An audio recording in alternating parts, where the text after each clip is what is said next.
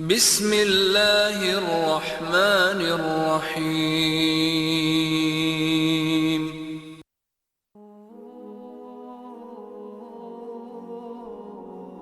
Bienvenue dans cet entre-deux-mondes, cet océan de temps suspendu où la chair retourne à la poussière tandis que l'esprit s'éveille à sa véritable nature.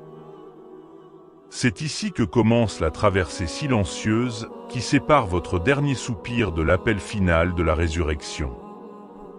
C'est ici que s'ouvre la salle d'attente des âmes, un royaume de vérité dont personne ne revient pour témoigner.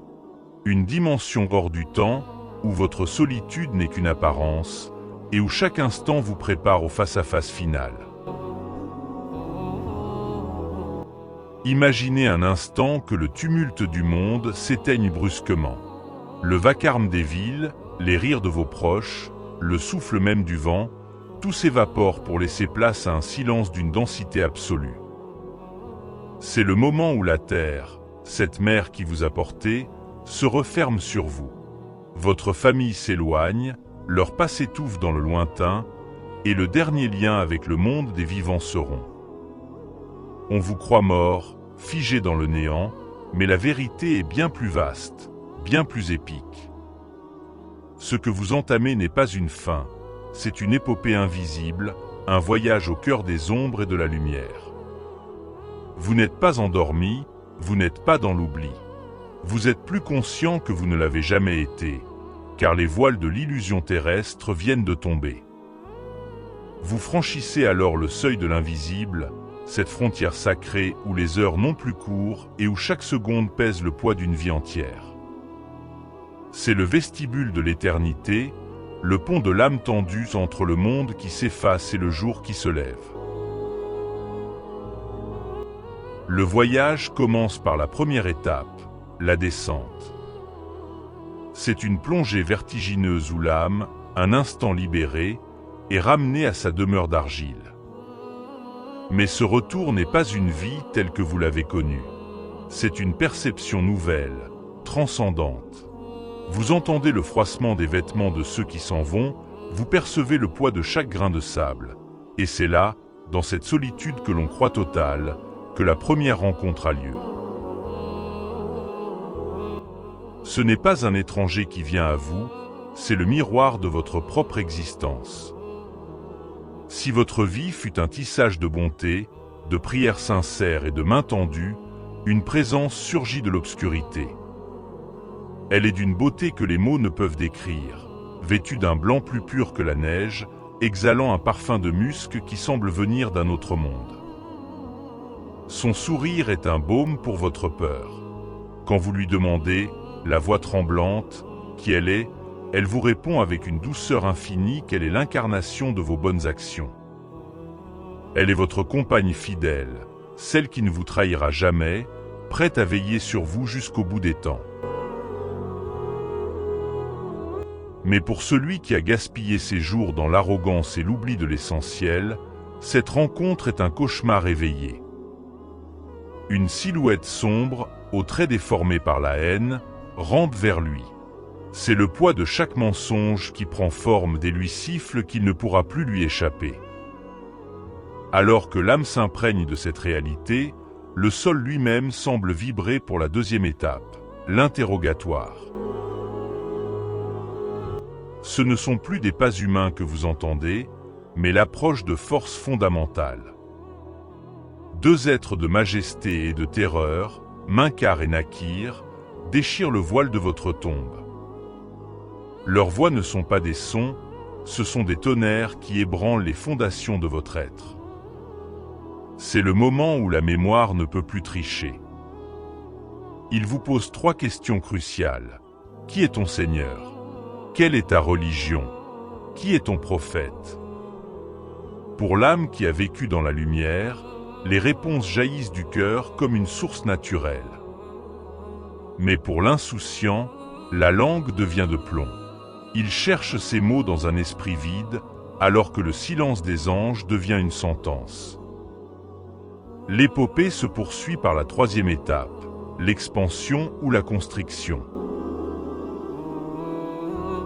C'est une transformation physique de votre demeure. Pour l'élu, les murs de la tombe commencent à reculer, à s'effacer, à s'étirer jusqu'aux limites de l'horizon. La terre devient un palais, un jardin de sérénité où la pression du sol se change en une étreinte maternelle. Mais pour celui qui a échoué, la tombe devient un étau de justice. Les murs se rapprochent, inexorables, écrasant la poitrine dans une étreinte de feu. C'est la manifestation d'un rappel douloureux de la lourdeur des péchés portés sur terre. Puis vient la quatrième étape, la lumière ou l'obscurité. Vos yeux s'habituent à ce nouvel environnement et découvrent la nature de votre atmosphère. Si vous avez été fidèle à vos prières et à la vérité, votre tombe s'illumine d'une clarté dorée, une lumière chaude qui semble émaner de vos propres actes de dévotion. Vous voyez clair, vous ressentez la chaleur d'une paix intérieure. À l'inverse, si votre vie fut faite de négligence et d'ombre, les ténèbres vous enveloppent. Une obscurité si épaisse qu'elle semble liquide, vous étouffant sous le poids de chaque erreur non regrettée. Soudain, une vision apparaît pour la cinquième étape, le réconfort ou le tourment. Imaginez qu'une fenêtre se découpe dans la paroi de votre tombe, ouvrant sur une vue que nul œil vivant n'a contemplée. Si vous avez marché sur le chemin de la droiture, vous voyez les jardins du paradis, les rivières de miel et les arbres aux fruits d'émeraude. Le parfum des fleurs célestes inonde votre espace, et l'on vous murmure « Voici ta place ». Mais pour le malheureux, la fenêtre s'ouvre sur les gouffres de la géhenne. Il voit les flammes, il sent le soufre. C'est son avant-goût, une vision qui transforme chaque seconde de son attente en une épreuve insupportable. C'est alors que commence la sixième étape, l'attente.